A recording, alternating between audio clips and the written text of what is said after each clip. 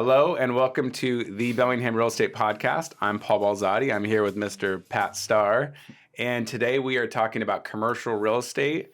And I have a commercial real estate broker who is a true expert in the profession here with me today. So Pat, how long have you been in commercial real estate? Well, I've been in real estate. Oh yeah, how long have you been in real estate? I've been in real estate for 15 years, Okay. and I made the transition into commercial about 3 years after that. So about 12 years in commercial now. Okay, cool. So what brought you from commercial real estate into residential? Well, I kind of fell into it backwards, to be honest with you. I was doing a lot of prospecting, trying to get new listings like every new agent does. And I had an opportunity to list a gas station. It was actually the Chevron in Linden. Yeah. I knew nothing about it at all. Yeah. And I thought, well, I'll give it a shot. They wanted to give me a chance because my specialty at the time, and it still is actually, is just a lot of advertising in Canada and whatnot. At that time, the Canadian dollar was at an all-time high. This is 2009 or? This would have been, I think, more 2008-ish. I can't remember. Something right in there. Just around then. Yeah. And so I took on that listing. I didn't really know anything about how to sell a gas station. I didn't know how to value one. I knew nothing about it. I figured, I'll just give it a shot, right? And I actually, and we did end up selling it. And through the process of just dealing with the buyers, I actually learned how to sell a gas station. You were kind of faking it till you make it. I was faking it till I made it, exactly. Because, I had about 20 calls on it. And every one of these people were serious gas station, buyers. They already own their own gas stations. And you start to see a pattern. I'll ask the exact same questions and looking for the exact same metrics. What's the margin per gallon on the outside sales? What's the inside sales? What about the tanks? Are they double hold, single hold? All these things I never would have thought about. Sure. So I was actually learning about how to value a gas station. By the time I was done with it, I was ready to go. And I said, this is the business for me, because I just really enjoyed the numbers, and I just kind of enjoyed the it was much more objective. It wasn't there was no emotions involved. It wasn't about it wasn't like with a house. Right. I don't like the garden, I don't like the yard, I don't like my neighbor's house. It's more like, does this make sense for me as an investment? And I just really liked that, so I just pursued it. And I want to we'll get into residential versus commercial. Also, what makes a good commercial investment, how you value commercial. So we're going to talk about all of that. But you mentioned that your first commercial deal was a gas station. You've told me before about this, but I found this really interesting, that my instinct before was that, okay, and I've heard other people say, okay, gas stations are doing really well when gas prices are up like they are right now. You were telling me before that that's not really how gas stations work, that the gas prices really don't indicate what they're... No, they're bad. They're bad for business when the prices are high. Because in a gas station, you have two revenue streams. You have what's called outside sales, okay, the pump, the gas, and you have inside sales. Yeah. And as a rule of thumb, the outside sales, which is expressed in cents per gallon. So like if I'm selling a gas station, if I have a gas station listed, the buyer's going to call me and say, Pat, how many gallons are they selling a month, and what's the margin? And that might be 25 cents per gallon. It might be 35 cents. It might be 10 cents a gallon, right? Yeah. And if somebody only has so much money in their pocket and they got to go to the gas station, if they have to spend all their money outside at the pump just to get enough gas to get home, they're not going to go inside and buy the higher ticket items, the more profitable items. So Cheetos and beer is where the money's at. That's where the money. It's all about the inside sales. Yeah, for sure. Fair enough. That makes a lot of sense. Okay. Which is why you see like an AM/PM. Yeah. You're gonna have or an ARCO. You're gonna have very low gas prices because maybe their margin's only 15 cents per gallon. Yeah. Right? But they're offering so much food inside. Whereas you just have like a little gas station out on the Mount Baker Highway that doesn't have a lot of food offering. They're gonna be charging 40 cents per gallon. So they really are. So when ARCO really is making less money per gallon. Absolutely. And so it is a better deal, essentially. Sure. And you throw on the credit card aspect. Yeah. Because if the credit card fees, if gas is $4.50 a gallon and the credit card fee is $2, is 2% per for the purchase. Yeah. That's 2% of $4.50. That's 9 cents per gallon. So if their original margin is 20 cents per gallon, their profit, but 9 cents of it is going to the credit card fees. Yeah. That's a big difference. If gas is $2 a gallon, only 4 cents is going to the credit card fees. Yeah. So it's a huge swing. So if you like your local gas station and the gas prices are good, go in and buy some bubble gum or buy some. I go one step further. I think that when I'm outside, if I like my gas station, When I'm outside and I have a choice between going credit card or debit, Yeah. I'll do the debit. Yeah. Because I'm saving them that money. Now, Yeah. I might not care for some gas stations, but if it's a little mom and pop shop and every cent counts, Mm-hmm. I'm going to take the extra time to type in my PIN so they can save that money. What a guy. Yeah. What a guy. So what is your definition of what would you define as commercial versus residential? I think the flip answer is everything that's not residential is commercial. I mean, but really, commercial just means you're buying this as an investment. Mm-hmm. You see potential to use it yourself to make money, or maybe there's so many different kinds, Paul. You have retail, you have office, you have land development. Commercial is just basically, I'm buying this because I think it's going to be worth more money. I'm going to make money on it, as opposed to live in it as my house. So it obviously industrial business brokering or businesses, but that obviously includes multifamily and it includes all of that as well. So okay. Yeah, I would consider, for me, I consider multifamily commercial because you're dealing with commercial, banking rates or commercial. Yeah. Okay. Yeah. And then as a commercial broker, there's some realtors that do both. You do a little bit of residential still. There's some agents who do only residential. You're somebody who's primary commercial. So how is your job different than sort of somebody considering or just curious, or they're considering becoming a commercial broker, or they're interested in the field? Like how would you say it's different than being a real residential Well, realtor? first before I answer that, I'd separate out the leasing agents from the people who are in the buying side. There are some people who do nothing but leasing. Sure. And that's a completely different animal.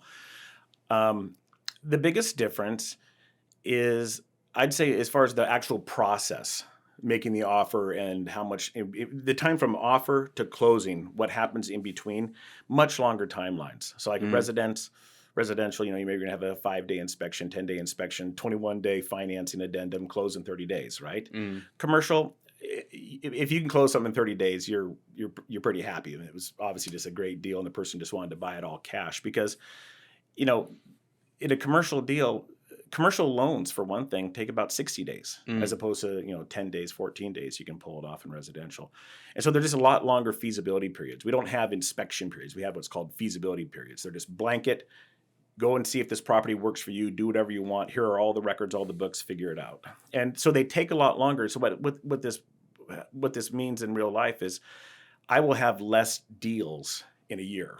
Right. Quite a few less than a successful residential broker, but they might be bigger. On average, especially because you don't specialize in leasing, so you're doing bigger, more development deals, more commercial deals. Well, now I'm defining commercial as just commercial, but I'm thinking of like a commercial building, necessary, something like that. And so you might have an average of 5 or 6 months to a transaction, and then if it doesn't close, if you have 2 big deals going and it doesn't close, I know that you must have to really manage just as a commercial broker, because we just like residential, you work off of really commission closing only. So if it doesn't close, that can be probably quite stressful as well. Oh, for sure. About 5 years ago, I worked on a deal for 5 months, tons of work. And at the end, it fell apart 5 days before closing because the appraiser, I think we're listed at, I think it was 4.5 million, and the appraisal came back at 4 million. And the buyer wasn't happy. The seller, nobody was happy with the appraisal. But it reopened up the negotiation process, and the deal fell apart. It was 5 months of lots of work. Yeah, and then $0 for Pat. Yeah, $0 exactly. But then the flip side, I know, is you have several repeat clients. So you mentioned to me before, talk about how you have a couple different types of buyers that you work with. Some of them might be just doing the one thing, and then some of them seem to have an unlimited amount of cash if you can make them money, right? No, that's right. I mean, and that's the thing, is that you do less deals, but you might do deals more often with the same client. So like, I think, you correct me if I'm wrong, but like the average person buys or sells their house every 7 years. Is that the turnover? Maybe 5 years, 7 years. Yeah. 7 years. Yeah. Well, if a commercial investor, they might buy a property. They'll buy 10 properties if they make sense. And so you can, and it really comes down to trust. They have to trust you. You have to be working for it. Right. You're not just writing the offer and then turning it into escrow and hoping that it all goes well. They expect you to be looking over the leases, finding out any problems, really analyzing it. Sure. And so what happens is a lot of deals do flip, and they flip Yeah. because you find out something wrong. You have to, as a buyer's agent, you have to take it seriously. You're not just trying to get the paycheck. You have to say, look, this person, they're spending $3 million, and you can't think, oh, well, they have a lot of money, it doesn't matter, and I want a commission. You have to treat like, Yeah. if this were my brother, if this were my dad, would I recommend that they buy this? And you have to be willing as a buyer's agent in a commercial deal to look through the leases and look through everything. And if you see something wrong, bring it up and say, hey, look, I think this is a problem. Sure, this says that there's a 10-year lease, but look here on page 180 of the lease. They have an opt-out after 3 years. Sure. And the seller has to give, the tenant in this situation has to give 6 months notice if they're not going to continue, if they're going to opt out in year 3. This property just went on the market when? 2.5 years into it, right? So red flag. What is it? Why is this seller selling it? Did they get notice from the tenant that, hey, you know what, we're not going to do our remaining 7 years, and you have to bring that up, and just be willing that it might kill the deal. Yeah, well, and that makes a lot of sense because a lot of most residential realtors are doing it for the right reasons, but some of the top realtors are actually known for not necessarily having the best reputation, and they can kind of still get away with it because of the transactional nature sometimes of real estate. And there's so many transactions, they could burn a couple people and then still keep doing business because they could pay for leads and keep getting new clients and maybe do a good enough job for somebody, be charming and everything like that, that they didn't need to pay attention to some of the details. Where you're right, when you're in commercial, the details are so everything, right? And putting in that extra effort is so crucial. And a huge difference that I think a lot of people don't realize is that in the finance in a commercial property, the loans, they may be on a 30-year schedule or a 25-year amortization, but they're basically 5-year loans. So like when you go and buy a house, you have a 30-year fixed rate. Sure. 2.75%. You know that in 29 years, it's still going to be 2.75%. You can plan. But a commercial loan, every 5 years they get re-upped. Now there are some special programs. You can pay a little more and get a 7 or a 10. But basically, as a general rule of thumb, they're 5 years. And so if somebody's going to go and they're going to spend $3 million on this little strip mall, and there's 5 tenants, you have to be thinking, okay, in 5 years, when this loan gets renewed, are the rates going to go up? Right now, sure, we're borrowing at 3%. Is it going to be 5%? What happens if it's 5% and we lose this tenant? Right. The bank might very well say, you know what, appreciate your business, but we're not going to redo your loan. So the risk factors can be huge. Right. Yeah. So I'd say that buyer agency is really, really important if you want to be a successful commercial real estate agent. You have to be willing to pull the plug on some deals and not be thinking about, but I need the money. Well, and you mentioned earlier that, the way you learned how to evaluate and be a good listing agent on that gas station was also listening to the buyer's questions. And that's really the best way to become good at evaluating businesses for the seller is understanding the buyer process, being a really good buyer's agent because you understand the buyer's perspective, and that's really the best way to evaluate how to sell it. That helps on the listing end because a lot of times you'll have a seller who I want $1 million for this because everybody at the coffee shop told me I'd be crazy to take less than $1 million. Right. So then let's sit down, let's just look at $1 million.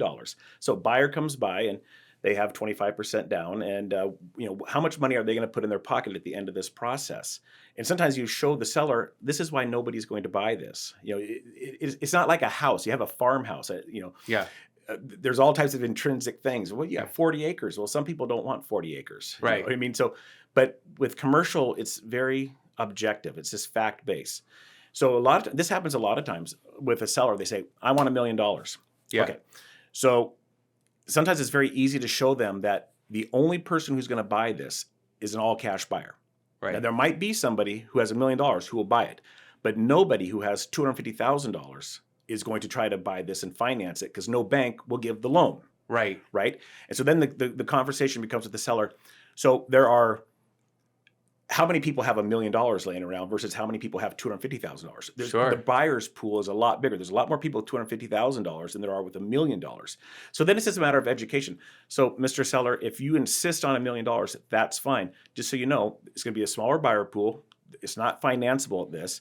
And you just have to, it is about managing expectations. That way they're not upset in 60 days when they haven't sold it yet. Well, and that's in residential listings right now. Our average days on market is like for our office is like 3 days, 4 days. Right. And it's a very hot market, of course. You're never going to have average days on market when you have a listing is a lot longer too, obviously, for those exact reasons, is because you could have a situation like that where you're willing to put it up for $1 million because there's a chance, but it's a very small chance, and you're educating them and setting those expectations up front. Right. That actually brings me right into my next question, which is, I'm a business owner, right? And a lot of people are, maybe hopefully they're listening or watching, are business owners or want to own a business, and they might wonder, how do you evaluate what your business is worth? And I know that's a loaded question. I know there's so many different variables. Sure. But in general, if my business has a net profit of, let's say, $100,000, a gross profit of $500,000, let's just say just net profit $100,000. What's the formulas that are generally used by a commercial broker to evaluate, just kind of on a base level, valuating businesses? Yeah, I mean, it's a loaded question. I mean, there are so many factors, right? But to your point, there are metrics that are used. And when we're talking here business opportunities, where the land is not included, okay? Because that's a whole different animal, because somebody might want to buy it for a totally different use, right? So we're talking about a pure business opportunity. Yeah. There are different formulas and different metrics, and they depend on the location and the business type. But to answer your question, let's just say the gross sales are $500,000 and there's $400,000 in expenses, and they have $100,000. You could probably figure 2.5 times that, so maybe $250,000. Okay. And some of the factors that go into that are how many hours does the owner put in? Are they an owner operator, or do they, or it? But I'm just, yes, exactly. You know what I mean? Yeah. Are they spending 16 hours working? As opposed to, do they just have a manager and they're just collecting the money? So there's a lot of differences, and I guess that's why a lot of restaurants just close, right? Is because they're making $80,000 in profit, but the owner's working 70 hours a week, and people are looking at that restaurant and going, I don't want, if they can't find another owner operator of that restaurant. Right. Is that kind of what we're talking about? Yeah, and you got to look at who the competition is, what the competition is. Yeah. Okay? If you're listing your business, what's your competition, so to speak? With a house, it's pretty obvious. The competition's the neighbors. It's a similar house in a different neighborhood. That's the competition. When it comes to a business opportunity, the buyer is thinking, okay, I'm going to spend, say, $250,000 to buy this. Now, is it worth it for me to spend $250,000 to buy this? It's established, as opposed to, here's an empty space over here, and I can just recreate that business. Maybe it's like a noodle shop or something like that. Noodles, right? Yeah, noodles, right? I like noodles. I know you do. And so they got to think, well, for $250,000, gosh, I could, I talked to that landlord in that empty space. He's been vacant for 6 months now. He says he's going to do $50,000 of TI if I sign a 5-year release, 5-year lease. Maybe I could spend that $250,000 on a great marketing campaign. So you're competing with empty spaces, basically. So then it could be just whatever your equipment is worth. And it often comes down to that. Yeah, and then I wanted to touch on, look, you had talked to me before about location. Sure. And so, the example we were talking about before about Menchie's, a plug-in Menchie's in right. And why that Menchie's, the Menchie's that we have right in Bellingham, there's one right by Whole Foods, right? Yeah. And why that? And so why that one might be worse than somewhere else? It's a safer long-term investment, because let's say you really, really want to do a yogurt shop, right? And you have a choice between buying a Menchie's, up somewhere off the Guide Meridian, far away from any schools or athletic fields or whatnot, versus a Menchie's that's just right down across from Civic Field. As a buyer, I'm thinking to myself, well, okay. Of course, you're thinking about a lot of things. Is frozen yogurt still going to be popular in 3 years, 5 years? Sure. Who knows? But beyond that, is this going to be a good location? The answer is yes. There's always going to be a Civic Field. There's always going to be the ballparks. There's always going to be every day after the track meet or after the soccer game. There's always going to be hundreds of kids who all want a treat. Right? Absolutely, I've been there. I've done that. You've done that. And that's why there's a little Caesars right there too. For sure. And they're going to crush it, because that's what you do is you get pizza and ice cream for your kids after all those games. Right. The sports bucks, the fields, yeah. Yeah, so location's a big thing. And then the other thing is just brand name identity. Sure. There's a big, like John L. Scott. I mean, there's a difference between John L. Scott and XYZ Real Estate Company, right? Sure. Because John L. Scott has the name and whatnot. 90 years. It makes more sense to buy a John L. Scott that was doing the same numbers as a no name. Right, right. Okay, that makes perfect sense. And then the last question I wanted to ask you kind of relates to all of this, which is, let's say, somebody's looking, they want to call you and they say, I have money. I'm trying to do something with my money. I don't know what to do with my money. What investments do you like? I know right now, retail office space with COVID seems to be an area that I don't know if that makes it a bargain or if that makes it just a problem, or if it's just what in the commercial world, where are people putting their money? Where would you advise somebody to put their money? I know that it depends on your own situation, but it's all their situation, and that's where you're having to talk to them. What are your goals? What do you want? Well, I'm afraid to put it. I came into some money. I have $1 million, and I'm kind of afraid to put it in the stock market because I think it's going to crash, and I'm afraid to do this, and inflation's eating away at it. I'm not getting a return at the bank. What should I do with it? I ask, what do you want as far as, do you want to try to maximize your potential return, or do you want stability? Well, some people would say, I just want stability. I want to know that I'm going to buy this, and I'm not going to go backwards. Right. The world could fall off a cliff in 5 years, and I'm not going backwards. In that case, an obvious one is multifamily, because the university is always going to be there. They're always going to have thousands of students who need places to live. And so an apartment building down by Western is always going to be good. Right. Now, the flip side of that is the return's not going to be as high. The return might only be 4%. Yeah. But they might, people are thinking, well, it's okay. It's safe. They just ask you, am I going to go backwards? Is something going to blow up on me? The answer is no. You're going to be okay. So the safer, the lower the upfront return. But somebody who wants to a little more speculative or has a little more money, hey, I got $1 million, $2 million. What should I do? I'd say, well, I'd develop some affordable housing. I'd be looking out in Blaine, out in Birch Bay. I'd be looking for land that was zoned like UR4, so four units per acre. And maybe identifying, well, here's a 20-acre piece. We know half of it's wet. We have 10. So a potential of 40 houses, right? 40 lots. Yeah. Now, with all of our setbacks and we're having to cut in the roads and do all this stuff, maybe we're only going to get 25 out of it. And so then, I'd say, hey, buy that. Yeah. Take the money, go get preliminary plat, maybe even service the lots, and then ask yourself, what could I sell 25 service lots for, 3 years from now? Well, I totally agree. I think Blaine and Birch Bay, that's what I keep telling people right now too. You mentioned Blaine and Birch Bay, but you got Bellingham, which is, there's almost no land. Right. Ferndale, the last 10 years, has been massively developed. And Blaine and Birch Bay, right by I-5, still close to Bellingham. You have the Canadian border, you have the Canadian investors. Sure. It just seems, and there's a bunch of big projects about to go down in Blaine. So I agree that that'd be a hot area to put money into right now. Yeah. That's the play. I like it. Okay, well, Pat Starr, I appreciate you coming on, man. Yeah, thanks for having me. Good stuff, really good stuff. You can reach out to Pat if you have any questions. If you're watching this on YouTube, please subscribe to our John Scott Bellingham channel. If you're listening on a podcast, please give us a good rating and subscribe. And thanks for watching, guys. Cheers. Thanks.